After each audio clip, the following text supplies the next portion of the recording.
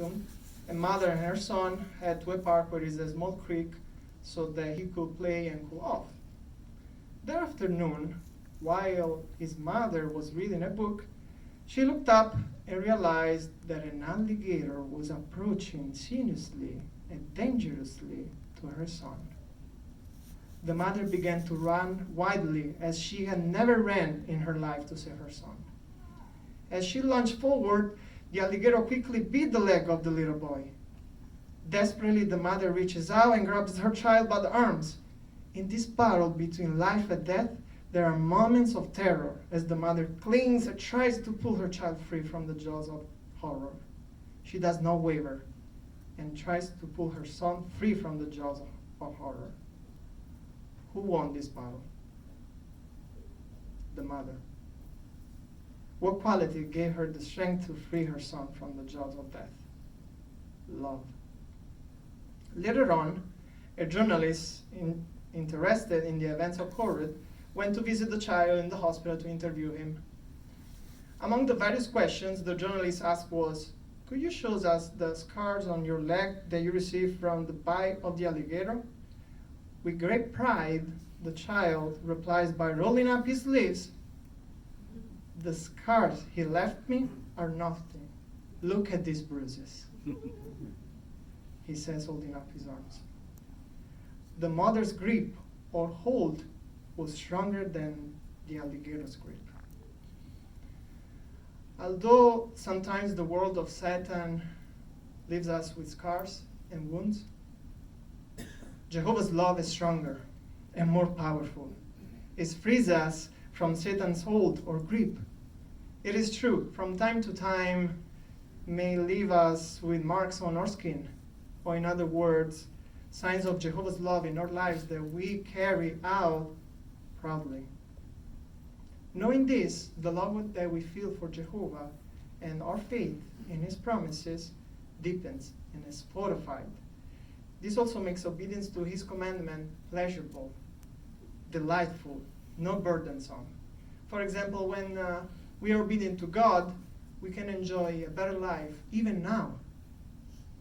When we read the commandment in 2 Corinthians chapter 7, verse 1, to cleanse ourselves of every defilement of flesh and spirit, that frees us from such things as enslavement from tobacco, drugs, and pornography. And what about the admonition that we find in Hebrews chapter 10, verse 24 and 25? When we hearing that admonition in attending meetings, we encourage one another to stand firm in the faith. And what about Jesus' instruction that we find in the book of Matthew, chapter 24, 14, and chapter 28, 19, and 20? When we follow Jesus' instruction to preach, teach, and make disciples, that will give us true happiness. As we see from this image. These brothers, they're preaching in a cold weather. Probably the majority of us lived up north, or me in Italy, in the middle of the mountains, and there we have a cold weather. Can we imagine for a second these brothers, they worked all week, and then it's the weekend, these brothers wakes up in the morning, goes in the living room, the wife already turned on the chimney, he's sipping a hot chocolate, he's sitting down on the couch, and he thinks, looking out, oh, it's so cold outside. If I want to go preaching, I have to shovel the snow from the driveway. I'm just gonna stay here today. I'm gonna sip my hot chocolate. I'm gonna study the Bible. Something wrong? No, he's thinking to study the Bible, right?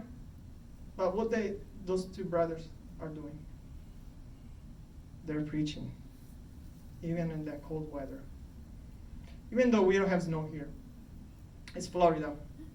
It's very hot, especially in summer. The humidity is so hot that sometimes we want to just cool off if we have a pool at home, or we want to stay home with the fan on, the air conditioning blowing up in our face, drinking a drink, a type of drink, I don't know. And we're probably thinking, oh, today I'm going to stay home and I'm going to read the Bible. What we do every weekend, and especially on Sunday, we go preaching. Why? Because we put in the love that we have for Jehovah and for the neighbor above of our love. And when we do so, and we are obedient to God, we can conquer the world. So what we can do to conquer the world? We saw that to conquer the world, we need to be obedient to God. We need to rely on Him. And we need to strengthen our faith and love for Him. But what type of blessing we will have in the future? Let's start from the top. We analyze the example of Jesus.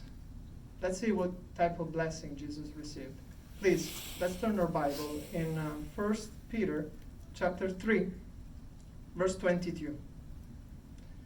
1 Peter chapter 3, verse 22.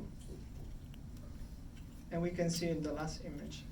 He's at God's right hand, for He went to heaven, and angels and authorities and powers were made subject to Him. Jesus Christ conquered the world and was awarded a great authority in God's kingdom. Now He's the King of the kingdom, and He will soon complete His conquest and gain victory in Armageddon.